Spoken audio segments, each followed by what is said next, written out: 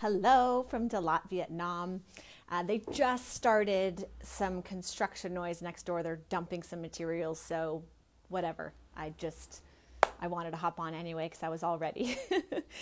So I wanted to talk about my yoga retreat and share my experience. It was definitely interesting and learned a lot. This video might be a little bit longer than normal just because I want to share the story. So I really didn't know much about it. It's Sivananda ashram, actually. I didn't even know it was an ashram fully.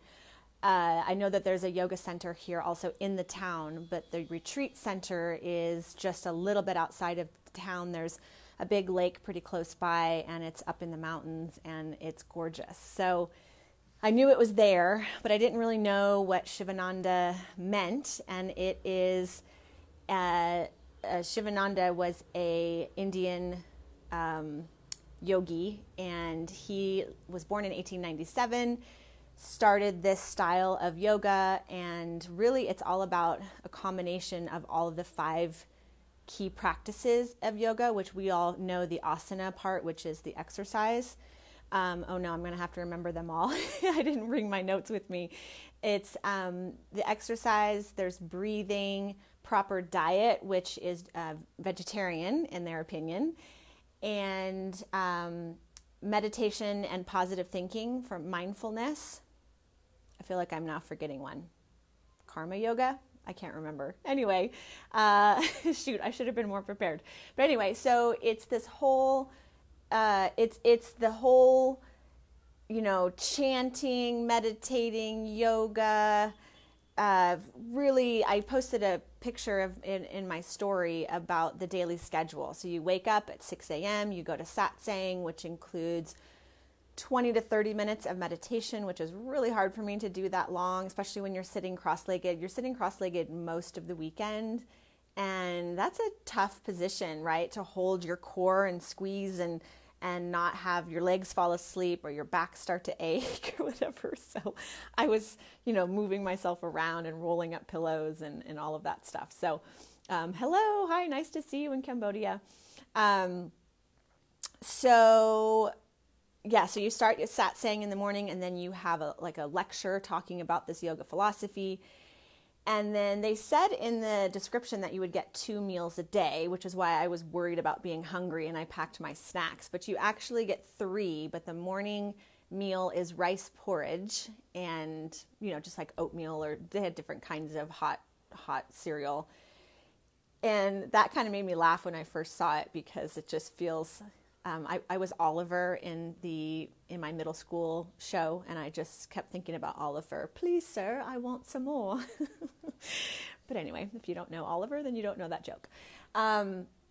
So you have rice porridge, then you go to yoga, which is 2 hours long. And the interesting thing about their asana, their exercise portion, is that it's the same sequence. It's 12 postures, and it's the same sequence. It's kind of like Bikram. In fact, that's the only other style of yoga that I know that is the same structure, which I struggle with, because as much of an exercise person as I am, I've always been a variety person. I never do the same workout routine. I never go to the same classes on a, Monday, Tuesday, Wednesday schedule, whatever. So 2 classes a day of the same exact thing. So I figured out within 50 hours, I did the same class 4 times, so 8 hours of yoga, and it's the same, repeat. We had different teachers, which was good because each teacher brought something different. So so you have yoga, then you have brunch. So the vegan meals were really good and gave me a lot of good ideas about ways that you can have vegetables. I mean, obviously I know a lot, but I'm not a vegan, and so it's different for me to eat that way all weekend. So they were delicious. Then we had karma yoga, which is fancy for doing chores, which I was thinking for any parents out there, you can just tell your kids that they have to do their karma yoga and they have to sweep the floor. So what I had to do was do the dishes one night, and then I actually got away with not doing karma yoga the next day. And then you have free time. So the first day I the first full day. I got there Friday in the middle of the day, and I was so exhausted by the middle of the day on Saturday that I actually took a nap and then laid in a hammock. So I did have some downtime. But the part that I really want to talk about is, so when I got there, I checked in my cell phone to the safe. Because first of all, the rooms, which we had, I chose to do a shared bunk room. So there was 4 women in each room. And it's basically like just a brick building. They actually had 3 different sections. It was a brick room, 4 of us in one room. Like my bed was right next to another girl's bed, which was kind of funny. It was like, oh, hi, nice to meet you. I guess we're sleeping together. But there was no lock on the door. So that was, you definitely didn't want to keep any valuables, but it was an interesting feeling to not lock your room, right? I mean, I don't know where in the world you don't do that, but in an ashram in Vietnam, that's what happens.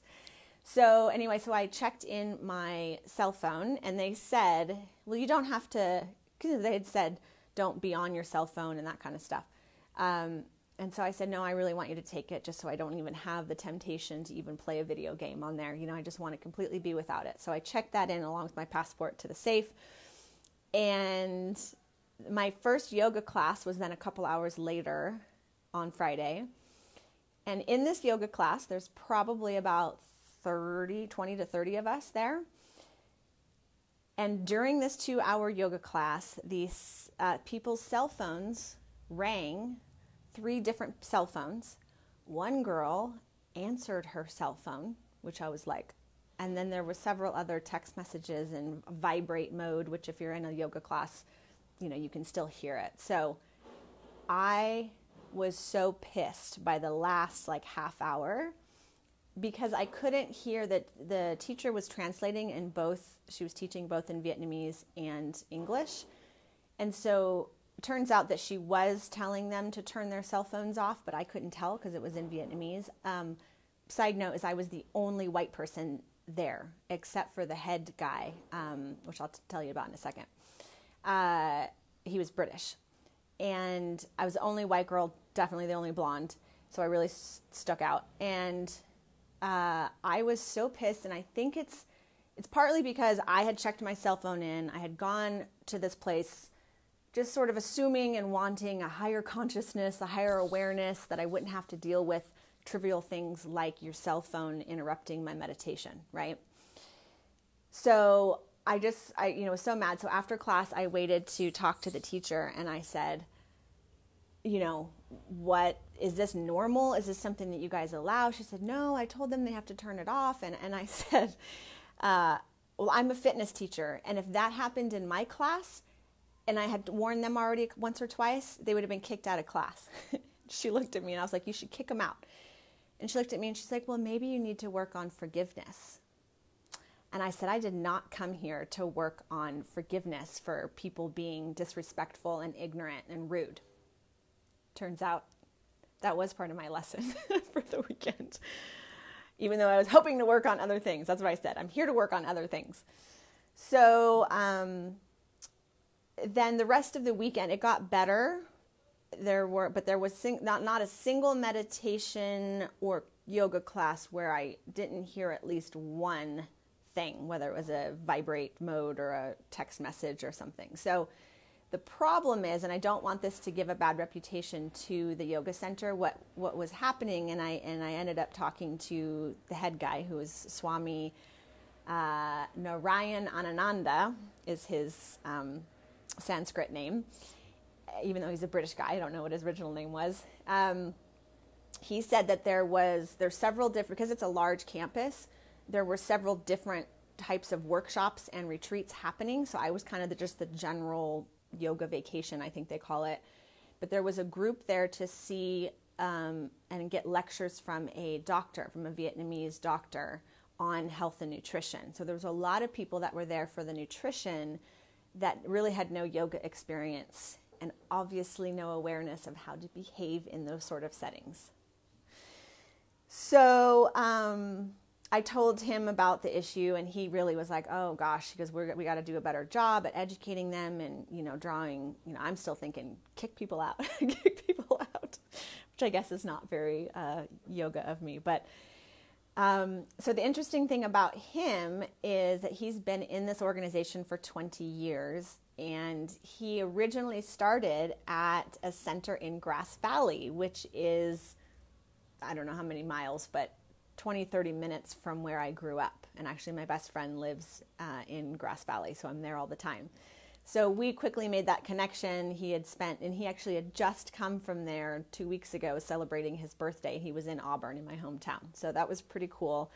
And, having that connection, and I don't want to say it's being the only two white people there, but, I think there definitely is that thing where you gravitate towards who you have an identity with, which is something I've learned a lot about here, being the minority. So that was really cool. And he had a great story of, he went to the ashram in Grass Valley at age 38 and decided it was just what felt right to him. And he's been serving and doing this lifestyle. So they take vows like monks do. So, and he wears the all orange stuff, which was funny when we went hiking. I was like, is he going to show up in an orange sweater and an orange puffy coat? Yep, he did. So that was cool. And he actually led the workshops both days, which ended up being me and like one other girl each time. So I got to really ask him all sorts of questions about his lifestyle, about the practice, about the whole structure of, these sorts of organizations, because it's very much like a religion, but it's not a religion. And there's really no religious affiliation because it's from India. There's a Hindu, there's some over Vishnu God and this and that are from Hinduism. But apparently even, I might be wrong in this, it predates Hinduism, I think, yoga does. So yeah, the final morning we had our satsang in the morning was a sunrise satsang on the mountain. So we had to wake up at 4:15 and climb up the mountain. It was beautiful. They set up a tarp and had our little pillows and chanting cards and everything there. So we had to have this experience. So while this is happening, and I've had a good experience, and there's all sorts of other things, but I won't share all of that. I happened to sit with what I figured out later was the whole group of older Vietnamese women, which were there for the nutrition workshop, that had no idea what was going on. And this woman right next to me, her cell phone rang. Here we are, beautiful. It's like gorgeous on the mountain. Her cell phone rang 3 times. And the second one, I tapped her on the shoulder and I said, turn it off. And I saw her, I thought she was turning it off, and it rang again. And I didn't almost lose my mind. I had gotten to a point where I understood that there's people, a lot of people, millions of people that have no awareness about anything but themselves. They're completely self-centered. Hopefully this group gained something by being a part and affiliated with this whole, greater yoga experience. And that I just need to be aware of that I can continue my growth and can try to continue to be more aware. And that's all that I have control over, right? And of course, these are always simple lessons that we learn or relearn. And I really was hoping to dive into some other things, which I think maybe I did, but that was the prevalent issue. And I ended up moving after the meditation to be away from them because I was I'm not going to let this ruin my experience. Narayan Ananda, when he gave his lecture up on the mountain, and he actually talked about cell phones, and he said, and I was yeah. He was kind of sending my message for me that, he didn't really talk about the disrespect aspect of it, but he talked about prana, right? It's the Indian or the Sanskrit word, I guess, for chi. So in acupuncture, they're talking about, cultivating more chi, more energy. And in yoga, they talk about prana. And so breathing increases your prana, eating a clean diet increases it, meditation, all of this stuff. And he said that, being out in nature will increase your prana, your energy. And then looking at the phone and scrolling on Facebook will decrease your prana. And so it's all just about balance. It's not that you never look at that stuff, but otherwise you wouldn't see me if you didn't come on Facebook. But yeah, it was interesting. So anyway, I hope those things were conveyed to them. Who knows? Again, not my control, not my problem. But it's a life that, some people were there for a month. I met a couple other expats who, one girl from the Netherlands and one from Hong Kong, and they were there for a month doing that daily routine, 4 hours of yoga a day, hour plus of meditation a day, hour of chanting a day. It would be tough. And for me, doing the same yoga practice, the exercise, I have to correct myself, the asana, would be tough because doing the same poses over and over and over. So of course there's value in that and you get better at it and blah, blah, blah. But it would be a challenge. So I'm very glad that I went. I highly recommend going. Also know that I kind of, I would say I went in the wrong weekend, but no, it's always the right time to learn whatever we need to learn. But know that that was a rare experience for them to have that group of people that had no awareness. And he said usually it's a smaller group, and usually people have, a understanding of proper etiquette and how to behave in a yoga class. So that is the highlights of my experience. And my roommates were really awesome, and I'm actually hoping to connect with them in Ho Chi Minh when I fly out next week for a meal before I go. So hopefully that works out.